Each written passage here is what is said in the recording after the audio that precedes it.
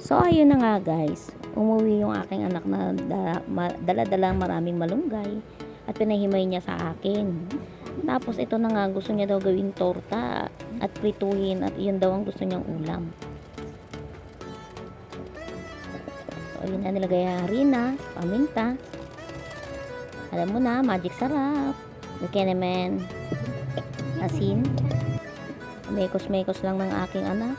Nilagyan natin ng curry powder. Yan, halo-haloin ni ate. Lagyan ng tubig. Hanggang sa may mekos-mekos niya rola. At lagnag niyan kami ng itlog. 3 pirasong itlog yung ginamit namin. Tapos nito, nagdagdag kami ng cornstarch para malutong pagprituhin. Tapos ilalagay niya na yung dahon ng malunggay.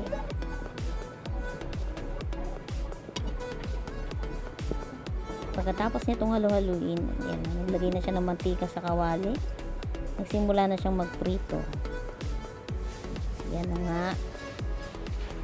Madalas nilang paluto yan. Lagi nilang minsan nag-uuwi siya ng ganyan pagkagaling sa school. Gusto niya daw ng may itlog kasama sa gulay.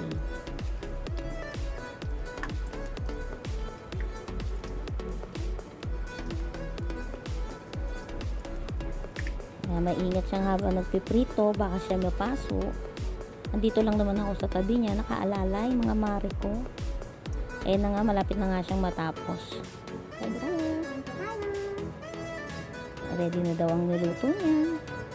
Kain po tayo. Ayan, happy camping. Ayan ang kanyang mga kapatid ay mga nagsikain na.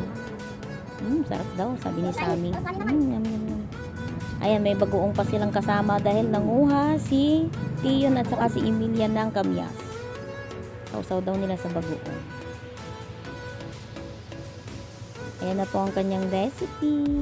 Maraming salamat sa inyong panonood. Mga mamshi ko. Bye!